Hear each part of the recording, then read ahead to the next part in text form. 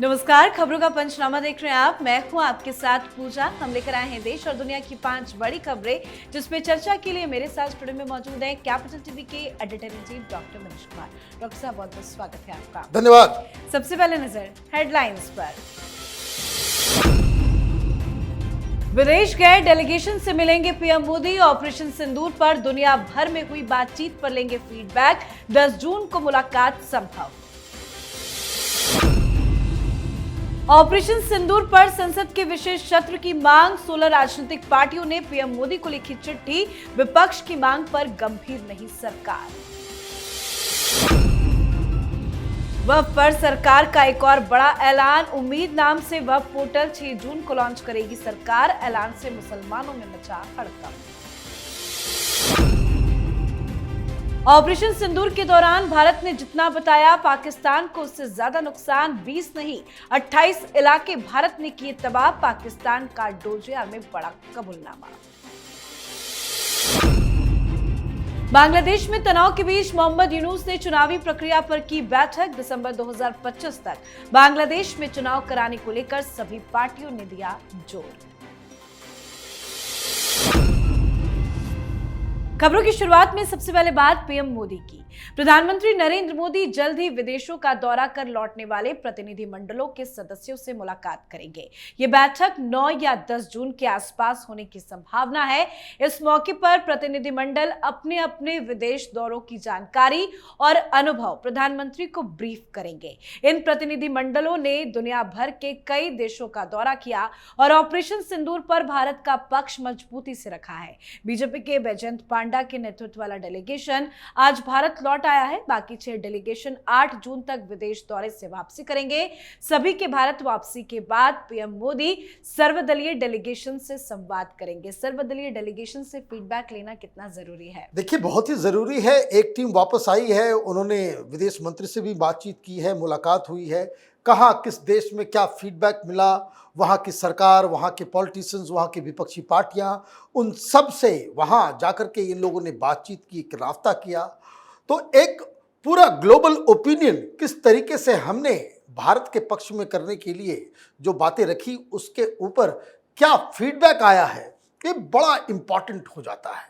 अब आप देखिए कि इतने सारे मुल्कों से त्वरित एक मूड आप ले पाएंगे, तो उन लोगों को एक एक रिपोर्ट तैयार करने के लिए कहा गया है। फिर ये सारे लोग एक साथ प्रधानमंत्री मोदी से बातचीत करेंगे और फिर उसके बाद आगे की भी चर्चाएं होंगी कि किस देश के साथ हमारा क्या रिश्ता आगे रखना है, कहाँ कहाँ से मदद मिल रही है, कहाँ कहाँ पाकिस्तान प्रोपेगेंडा कर रहा है। तो मुझे लग रहा है कि एक अच्छा एक फॉरेन पॉलिसी को लेकर के एक एक्सरसाइज भी हो जाएगा और उन तमाम नेताओं को जो विदेश की यात्रा पे गए, इस डेलीगेशन का हिस्सा बन के, अलग अलग पॉलिटिकल पार्टीज के, वो अपनी अपनी पार्टियों में भी जाकर के लोगों को, लीडर्स को एक संवाद देंगे कि दुनिया भारत को किस तरीके से ऑपरेशन सिंदूर के ऊपर सीरियसली ले रही है। बिल्कुल। तो पूरी दुनिया के सामने नापाक पाकिस्तान का चेहरा बेनकाब हो रहा है, तो दूसरी तरफ हमारे देश का विपक्ष ऑपरेशन सिंदूर और सीजफायर को लेकर सवाल लगातार खड़े कर रहा है। विपक्षी दलों ने एक बार फिर से ऑपरेशन सिंदूर को लेकर संसद का विशेष सत्र बुलाए जाने की मांग की है।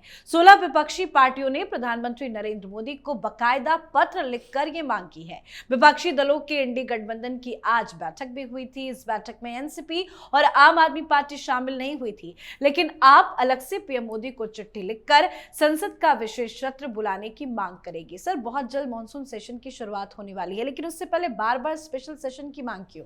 देखिए, मुझे लगता है कि सरकार ने इस अर्जी को खारिज कर दिया है। ये लोग मीटिंग बुलाए जरूर थे, लेकिन इंडी गठबंधन के अंदर ही टूट फूट जो है वो नजर आ रही है।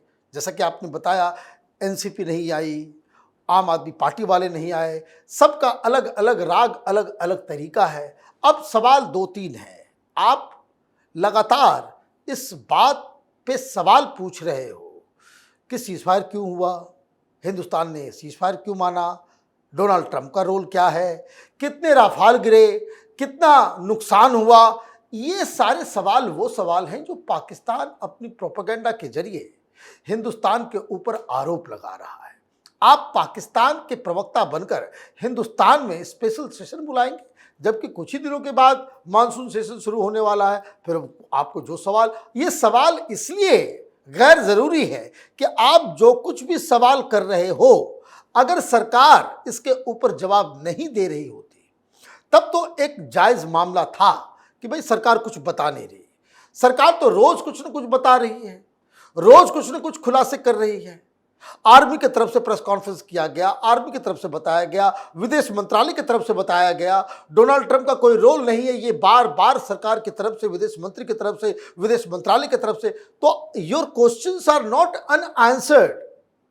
आप जो सवाल उठा रहे हो उन सवालों का जवाब मिल रहा है, लेकिन आप क्या चाहते हो, वो तमाशा क्रिएट करना। और शायद ये कहां से ये आपको आदेश आ रहा है कि पाकिस्तान में जैसे नौटंकी हो रहा था, कि वहां सेशन चल रहा था, वहां भी विपक्षी पार्टियां जो है, प्रधानमंत्री गीदड़ है तो कायर है, मुनीर जो है हार गया, अल्लाह हमें बचाए, देश तो खत्म हो गया, हम हार गए, इतना नुकसान हो गया। अपनी ही सरकार को ये लोग तोहमत लगा रहे थे, उनके ऊपर सवाल खड़े कर रहे थे। उस तरह का तमाशा आपको पार्लियामेंट के अंदर करना है? अगर ये करना है तो ये भी आप बता दें। लेकिन सवाल बहुत ही सिंपल है। जो सवाल चीन के एजेंट्स उठा रहे हैं, पाकिस्तानी आईएसआई वहां प्रोपेगेंडा कर रहा है, अगर उन सवालों को लेकर के आप सरकार को घेरने की कोशिश करोगे तो देश की जनता आपको ही घेर लेगी। लोगों का मूड विपक्ष समझ नहीं पा रहा। ये डिमांड, ये अनर्गल इसलिए है क्योंकि आपके सवालों का जवाब भी मिल रहा है और कुछ दिनों के बाद मानसून सेशन शुरू होगा, आपके पास बहुत समय होगा कि आप इस तरह के सवाल कर सकते हैं। बिल्कुल। आप खबर वक्फ संपत्तियों पर केंद्र सरकार की सख्ती की।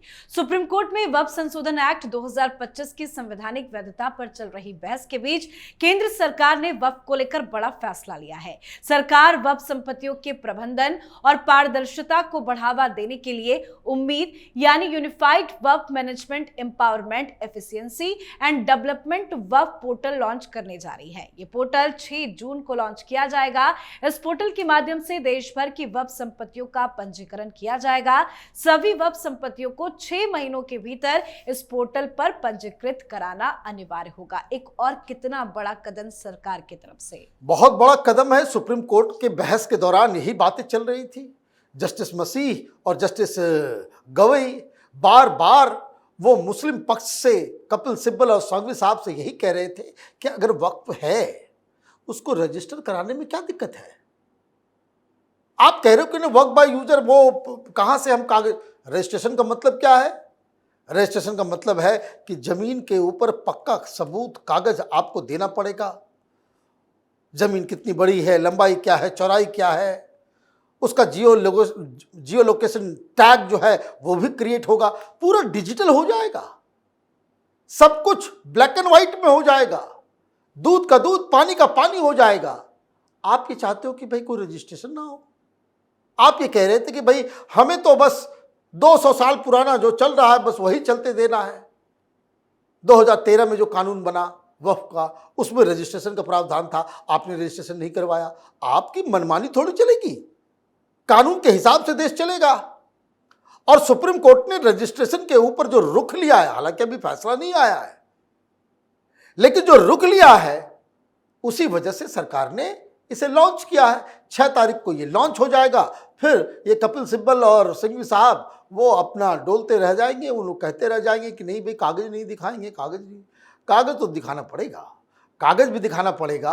और वक्फ की जो संपत्ति है उसको ड्यू प्रोसेस के जरिए रजिस्टर भी कराना पड़ेगा। हाँ, जो आप रजिस्टर नहीं कराओगे तो वो वक्फ विवादित बन जाएगी। जब विवादित हो जाएगा तब फिर वो वक्फ नहीं रहेगा।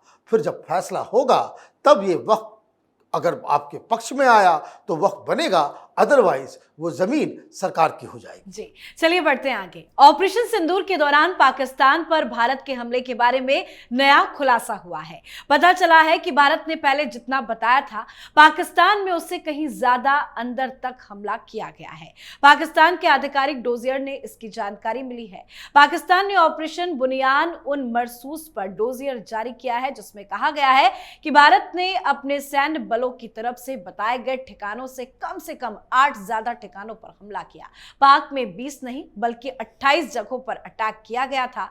भारतीय सेना ने प्रेस ब्रीफिंग के दौरान पाकिस्तान में जवाबी कार्रवाई वालों जगहों का जिक्र नहीं किया था, लेकिन डोजियर में इसका खुलासा हुआ है। पेशावर, सिंध, झाग, गुजरावाला, भवाल नगर और छोर समेत कई जगहों को नुकसान हुआ है। इस डोजियर ने यह भी साफ कर दिया कि ऑपरेशन सिंदूर के दौरान घबराए पाकिस्तान ने क्यों भारत से संपर्क किया और युद्ध विराम के लिए क्यों गिड़गिड़ाया था। सर, इस बात की जानकारी क्यों छुपाई गई? देखिए, सबसे बड़ी चीज क्या है, प्रधानमंत्री मोदी की स्ट्रेटजी समझिए।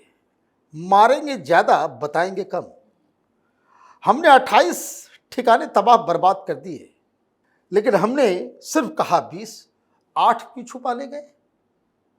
ये एक बड़ा सवाल है, क्योंकि ये खुलासा ये पाकिस्तान की आर्मी का अपना डॉजियर, अपना जो रिपोर्ट है उसमें ये बताया गया कि कई सारे 8 जगह हैं, यहां भी नुकसान हुआ। और सिर्फ नुकसान नहीं हुआ, डॉजियर बता रहा है कि लॉन्ग रेंज हेवी मिसाइल्स का इस्तेमाल किया गया। कुछ पेशावर में, कुछ बहावलपुर के आगे, कुछ कराची में, कुछ रावलपिंडी। आप ये देखिए कि जो डॉजियर बता रहा है कि कोई 350 किलोमीटर दूर जगह लोकेशन पे हमने मारा, कोई 200 किलोमीटर दूर मारा, कोई 80 किलोमीटर, मतलब हमने अंदर घुस के मारा और इन लोगों को भनक तक नहीं लगी। हिंदुस्तान ने क्यों छिपाई ये बात? आप ये समझिए। बहुत सारे लोग पूछ रहे हैं भाई क्यों छिपा दिया?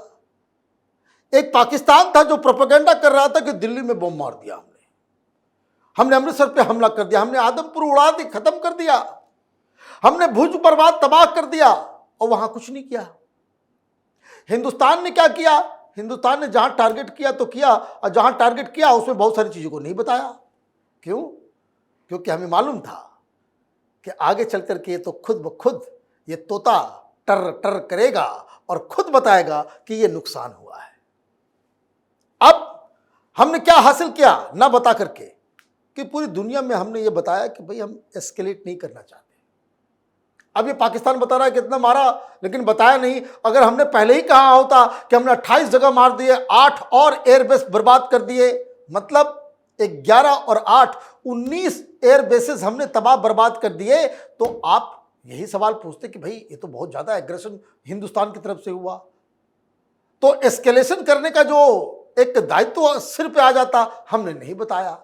लेकिन जिसको मार पड़ती है ना, उसको मालूम चलता है कि दर्द कहां कहां हो रहा है।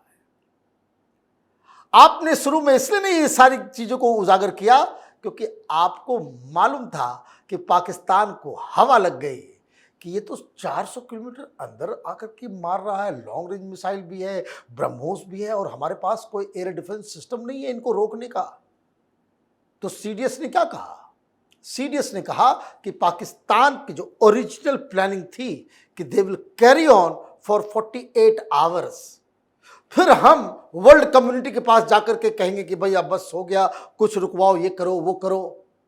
लेकिन मारा हमने इतना ज्यादा और इतने अंदर तक घुस के मारा कि जो 48 घंटे चलना था, 8 घंटे में ही पाकिस्तान ने सरेंडर कर दिया। जी, अब बात आज की आखिरी खबर की। बांग्लादेश में चल रहे तनाव के बीच अंतरिम सरकार के मुख्य सलाहकार यूनुस ने एक बैठक की है। इस बैठक का उद्देश्य बांग्लादेश की चुनावी प्रक्रिया के भविष्य पर चर्चा करना था, जिसमें 20 से ज्यादा राजनीतिक दलों के प्रतिनिधियों ने भाग लिया।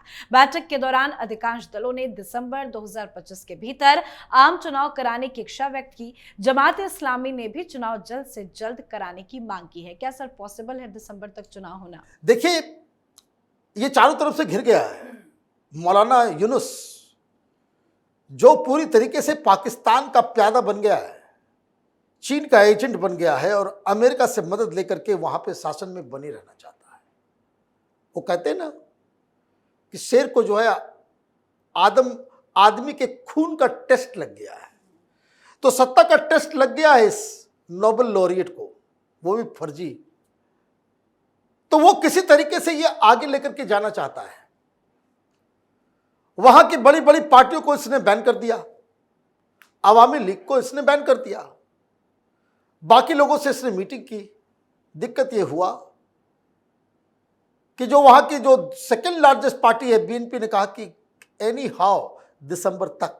बांग्लादेश आर्मी के लेफ्टिनेंट जनरल जो स्पोक्स पर्सन है वो सामने आकर के कह दिया कि जब तक इलेक्शन नहीं, ये जो नई सरकार बनी हुई है, ये जो केयर टेकर गवर्नमेंट है, they will not be able to take any decisive decision. मतलब चीन को लेकर के, पाकिस्तान को लेकर के, अमेरिका को लेकर के कोई फैसला ये यूनुस नहीं कर पाएगा। यही मामला फंस गया। अब जमाते इस्लामी भी कह रहा है, क्या इनका कहना है कि अभी जून चल रहा है तो इन्होंने एक सुगुफा छोड़ा कि हम कराने को तैयार हैं इलेक्शन। ये नहीं कराएगा, ये नहीं करे, क्योंकि खून चख चुका है ये सत्ता का, ये नहीं कराएगा। तो इसने क्या कहा कि भाई हमें रिफॉर्म करने में टाइम लगेगा, जून 2026 तक हम चुनाव कराएंगे। जून 2026 तक किसने देखा? तब तक मामला क्या हो जाएगा, नहीं हो जाएगा, वो कोई नहीं जानता। तो आर्मी की तरफ से कहा गया भाई December is a deadline. December deadline है, मतलब 3 महीना पहले जो है आपको जो है सब कुछ स्टार्ट करना पड़ेगा, इलेक्शन प्रोसेस। और अभी से ही आपको इलेक्शन रिफॉर्म को लेकर के, इलेक्शन कमीशन को लेकर के नियम कानून 1 महीने के अंदर बना करके इसको निपटाना पड़ेगा। मतलब सरकार के जाने का समय आ जाएगा। इलेक्शन का मतलब यह है कि इलेक्शन हुआ और यूनुस और उसके तमाम चट्टे बट्टों को सत्ता से बेदखल किया जाएगा। ये वो नहीं चाहते हैं। तो ये मीटिंग बुलाई गई, मीटिंग फेलियर है, क्योंकि बाहर निकल करके सारी पार्टियों ने यही कहा कि भाई हमने तो अंदर कह दिया कि भाई दिसंबर तक चुनाव होना चाहिए। 1-2 लोग हैं, 1-2 पार्टियां हैं जो कह रही है कि भाई हम जून तक ठीक है, जब तक रिफॉर्म हो जाए तब तक ये जितने ये अमेरिकी दलाल, ये चाइनीज दलाल, पाकिस्तानी दलाल लोग हैं, वो लोग ये कह रहे हैं। अदरवाइज यूनुस के पास अब बस एक ही चारा बचा हुआ है कि दिसंबर तक वो आइदर लंदन भाग जाए या पेरिस भाग जाए, क्योंकि यहां अगर उसने चुनाव की घोषणा नहीं की तो स्थिति बहुत ही खराब हो जाएगी। बहुत बहुत धन्यवाद सर समझाने के लिए। धन्यवाद। तो खबरों का पंचनामा में आज के लिए फिलहाल इतना ही। देश विदेश की बाकी खबरों और उनके सटीक एनालिसिस के लिए देखते रहिए कैपिटल टीवी। हमें लाइक कीजिए, शेयर कीजिए और कैपिटल टीवी को सब्सक्राइब कीजिए। नमस्कार।